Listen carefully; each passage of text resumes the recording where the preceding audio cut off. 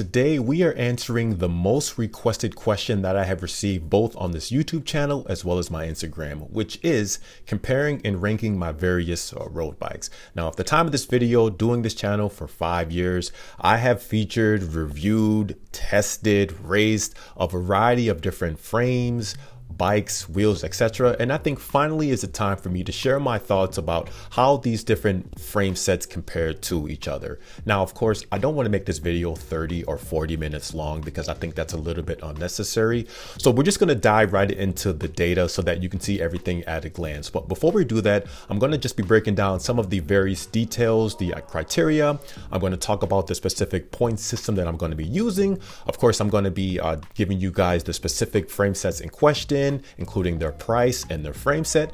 So let's go ahead and get started. So the first aspect that we're going to be discussing is just the points criteria. Now, I'm going to be awarding a point value based on 1 through 6. The reason why we're going through 6 is because we're only going to be discussing just 6 specific frame sets. And I'm going to explain in a second as to why there's only 6 frame sets. So we're going to be discussing the price, the frame set weight, the perceived stiffness. Now, what do I mean by perceived stiffness? Basically, what I mean is how do these feel out on the road dynamically, whether it's out of the saddle, how does the rear triangle interact on rough pavement, things like that. We're also going to be discussing climbing capability. How do these frame sets or bikes feel when you are going up a climb, whether it's a sustained climb or a punchy climb, things like that. How good are these frames when it comes to climbing?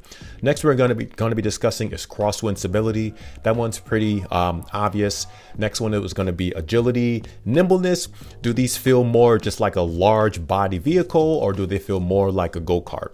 I'm also going to be discussing and awarding a point of value of the at speed stability. And what I mean is when you do get to that prescribed speed, how stable do they feel? Do they have you really locked in and hugged into the road, or do they just feel kind of twitchy even when you're going in a straight line? Next one is going to be fit and finish. Then we're going to be discussing warranty and support as far as ranking these frame sets. And then the final one is going to be the overall value of what I think the value of these frame sets offer to you, the consumer. Next up, as I mentioned, we're only going to be discussing 6 frame sets. So you're going to be asking why these specific frame sets? Well, number one is because these particular frame sets / bikes are still in production today, and they are available for sale as well. So what that means is I'm not going to be featuring any frame sets that are discontinued or no longer for sale, because that just doesn't make a lot of sense. And then the second point that I want to talk about too as to why these specific 6 frame sets is we're only focusing on premium to top spec frame sets. And the reason why we're just choosing these and versus not the $600 ultra budget frame sets is because I don't really get asked to compare those cheaper alternatives to the major brands. So we're just sticking to premium and top spec frame sets. And then the final one is because these specific frames that I'm going to be discussing, these are frames that I have put through all of my usual paces, meaning I've done 100+ mile long rides or 160 kilometer rides. I've used them during my fast group rides, races, things like that. Now, let's go ahead and talk about the bikes, guys. So these are the bikes in question. These are the 6 bikes. So we have my beloved Specialized Tarmac SL8, which retails for around $3,500 USD. We got the Tavelo Arow, which that retails for around $1,750 USD before you add handlebars. Scott 4 RC Pro, which I think is around $5,000 USD, I think, for the top spec one. The Polygon Helios A7 at around $1,600 USD. You can't actually get this frame set as a frame set alone option, but if I were to remove all the included components like the group set, the wheels, cockpit, things like that, I want to say this is probably going to be around $1,600 USD. We have the Giant Propel Advanced Pro coming in at $3,500 USD. And then the final one, just for giggles, is a Specialized Allez Sprint coming in at around $1,700 USD. Now, moving on to the weight, let's talk about the weight really quickly on these 6 frames. We have the SL8 coming in at 827 grams, the Arow at 1,014 grams. Scott 4 also weighs identical to the Arow at 1,014 grams. The A7 is 1,070 grams. Giant Propel 1,071 grams, and then the Allez Sprint, 1,521 grams. Now keep in mind, these are all mostly relatively the same size. My particular size, now I do, my height is like 6 feet tall with a really long reach. So I generally run a size 56/large frame set. Cycle Limited is your one-stop shop for new and pre-owned bikes, frames, wheels, and components. They are based in South Florida and are a family-owned operation that has really streamlined the buying and selling process, making it as straightforward and convenient as possible. One of the great things about Cycle Limited is they work directly with brand manufacturers to offer very competitive prices on new equipment. All of their inventory ships directly from the warehouse, so you don't have to wait for the individual sellers to package their bikes, ship to Cycle Limited, have Cycle Limited's professional mechanics inspect the bikes, and then send the bike to you, which could easily be a 2 to 3 week turnaround. Just like with my Ventum NS1, which was a lovely bike by the way, my Scott foil frame set was packaged exceptionally well and arrived here in Chicago in about 3 business days. So be sure to check out their website, and I do have a $75 off code which can be used on orders of $500 or more. Now back to the video. So let's go ahead and get into the data. So I'm going to show you everything at a glance right now, guys. So this is what everything looks like at a high level. So on the left, this column here, we have all of the different aspects that I discussed. And then the rows here are the various bikes. Now, there is a lot to look into here, and I am going to show you guys the standings on how everything was ranked. But what I have here basically is any of the boxes in red, those are the losers in any particular criteria. And then in blue are the winners. So let's just kind of go through some of this stuff really quickly, because the reality is, guys, any of the areas that are kind of in the middle, there's really not much to discuss there. But where we really want to focus our attention is on, like I said, the losers and the winners. So for example, starting with the SL8 Pro, now you can see there are a lot of winners or a lot of winning aspects of this frame set. And that would make a lot of sense because the Tarmac SL8 is a very popular frame. Here in Chicagoland, despite all the years I've been advocating Chinese branded frames, it's going to be basically impossible to top the major Western mainstream brands, especially the Tarmac SL7 and the SL8. So now the frame set weight, being that it is the lightest of all the frame sets, that was awarded a point of 6. Climbing capability, also a 6, crosswind stability 6, fit and finish 6, warranty support 6. So basically, in a lot of the important areas for the Tarmac SL8, I awarded a 6, which is the highest you can get because it is just such a fantastic frame set. Now, the reason why I did warranty support as a 6 is because locally we have several dealers for Specialized, so it's very easy to get warranty support. You won't have to ship the frame set back to China, so it just makes it really easy. And I've mentioned this in my videos in the past when it comes to how this bike climbs. It climbs very well. As far as crosswind stability, this bike is the best. It doesn't matter any set of wheels I'm using, this frame set always handles the best in the crosswind. And then fit and finish on Specialized, as you can imagine, is really, really good. Now, where it loses here is with that perceived stiffness. And I think it has to do with that rear triangle and even the bottom bracket area. It's just not a lot of carbon there. So I do find that while this is all relative and compared to these other frame sets on this list, it just does not feel like it is super stiff. It doesn't mean it's a noodle. It's just that that perceived stiffness that I talk about, it's just not that stiff of a frame. And then one of the other main losing aspects to this frame is the overall value. At $3,500, while it is a fantastic frame, it is expensive.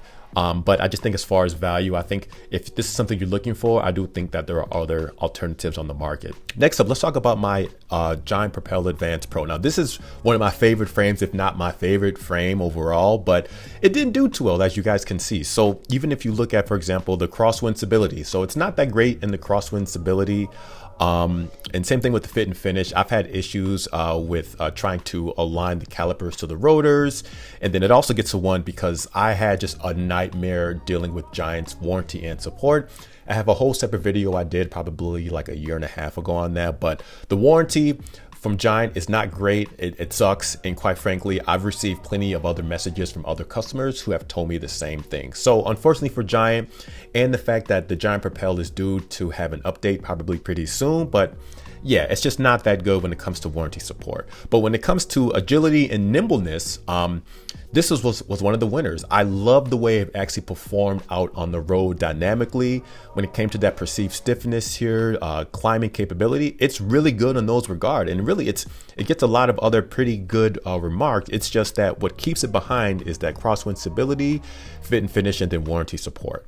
Now, next up, let's talk about the Tavelo Arow. Now, what's interesting about the Arow is it didn't have any absolute winning or losing marks on it. It's a pretty all-around good frame.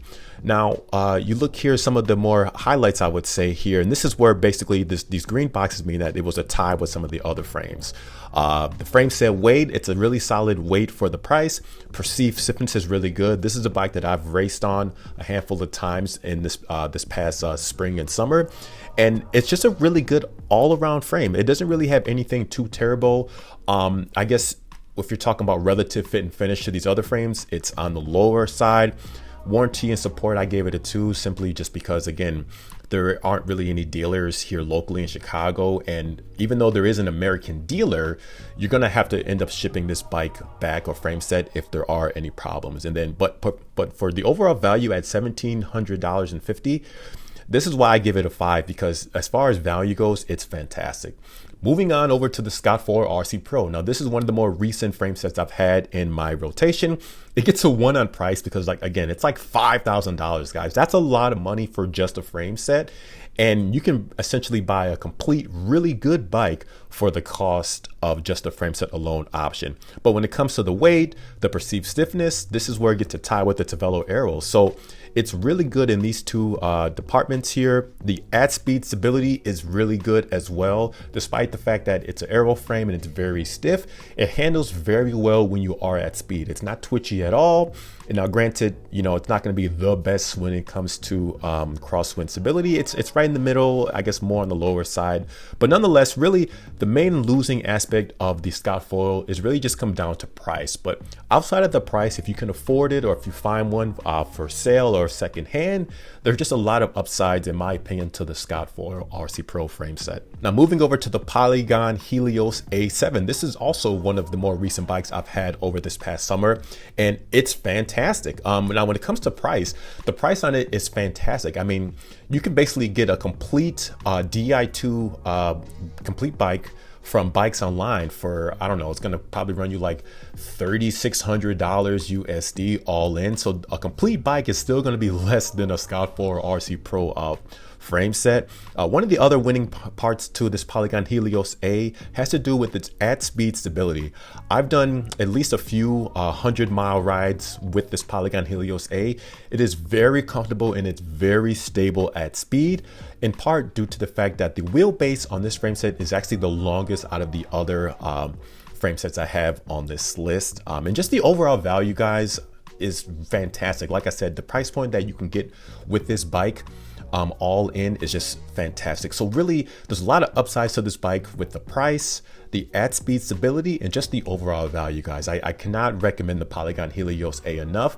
I think the one area that I didn't award a points criteria to is probably just the geometry and bike fit. It is a really long frame set, so it may not work for all riders on the market, but if you are at least average height or taller, I think you'll be able to fit the Polygon Helios A7, no problems. And then the final one, guys, here is the specialized Allez Sprint disc. This is the current version as of today, $1,700 USD for the frame set. So as far as price, it gets a 5, just behind the Polygon Helios A. The weight gets a 1. That's one of the main losing points of this. It's a heavy frame at over 1,500 grams. The climbing capability, because it is a heavier frame, yeah, it's stiff, but it is on the heavier side. So if you live somewhere where you have to do a lot of climbing, this is not going to be the frame for you. And then one of the other ones is sort of the at speed stability. It's okay. You know, again, I think there are better options on the market in this regard, and I'm sure this is probably going to be a point of contention for all you Allez Sprint owners on there. But really, I would say that the main losing aspects to this frame set is just due to the weight and its lack of climbing capability, because it is on the heavier side. But in terms of perceived stiffness and price, you can't lose with the Allez Sprint. There's a reason why this frame set is so popular among crit racers, due to the fact that it's a lower entry as far as price goes, and just how stiff this bike is. And then as far as local warranty support, it basically gets the same remarks as the SL8 Tarmac, because again, here in Chicago, there are plenty of dealers who support specialized frame sets. So you're not going to have any problems trying to go through the warranty process because they are a Western brand.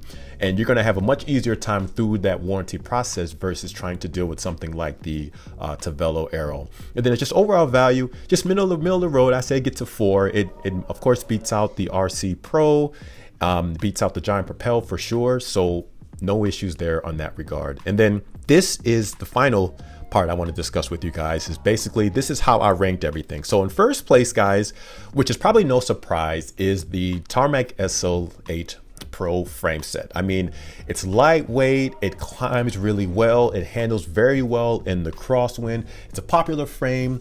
The local warranty support is going to be really good. And so again, there's really no surprise why this particular frame set is so popular.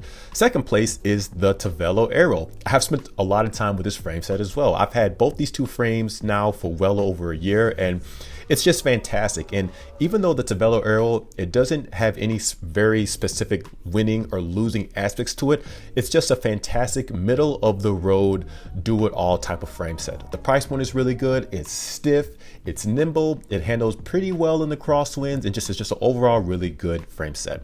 The third one is the Polygon Helios A7. Again, another bike or frame set that just offers a really good middle of the road value, and you get a lot of performance out of that Helios A. Fourth being the Tarmac, or excuse me, the specialized Allez Sprint here with the totals of 34 points.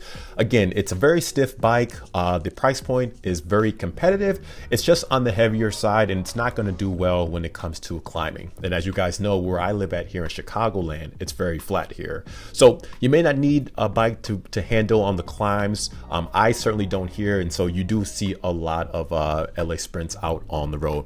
Fifth place being the Scott 4 RC Pro. Now, I really like this bike a lot because it does handle a lot of the things that I specifically want myself in a frame set. It's lightweight, it's stiff, it handles pretty well in the at speed stability. Just really the main loss or losing aspect of this Scott 4 RC Pro, as I mentioned, guys, is just the fact that it's a very expensive frame. And then the final one, guys, that comes in last place is the Giant Propel Advanced Pro with only 30 points. Now, unfortunately for the Giant Propel, in my particular experiences, again, guys, the fin finish has not been that great. There were some creaks and rattles. I just had a nightmare experience with the warranty and support. And when I was running any sort of wheels on here that were deeper than, say, 60 or 65 millimeters in that range of depth for wheels, this particular frame set was not that great in the crosswinds. So unfortunately for the Giant Propel, those are kind of important to me, and so that's why it ranks so low in these particular aspects. And so that really lowered the overall points that I awarded to the Giant Propel, but that's just where we're at, guys. So this is probably no surprise of how this frame set results looks, guys. Essentially, it's the Tarmac SL8 Pro is the most popular one for a reason, because it's fantastic. And then if you're looking for one that's just an overall really good value, the Tavelo Arow would get my vote. And then sort of in the middle, you get the Polygon. It's a good one too, as far as if you want something that's a little bit different. Allez Sprint if you're racing. Scott Foil, which I really love the way that frame looks, but it is a very niche sort of design. And then unfortunately, the last place is the Giant Propel. So what does all this really mean? Not much really. This is just my own personal take on how I think these frame sets weigh. Ultimately, for you, the consumer, you need to look at the price. You really need to look at the geometry to see whether or not these particular frame sets are going to work for you. Think about your type of riding that you do. Do you do a lot of climbing? Are you doing a lot of punchy climbing? Are you on the flats? All these things you need to take into consideration. And I think more than the frame sets themselves, I would say always try to appropriate the majority of your budget to the wheels and the group sets, because a crappy frame set can be a pretty decent frame set if you have a really good set of high quality wheels. So I think that's going to do it for this video, guys. I think we've said everything we need to say. Again, this is sort of the overall look of everything you can see right here, but questions, comments, and concerns, please feel free to leave them down below, and I will check you guys on the next one. Thank you so much for watching. Peace.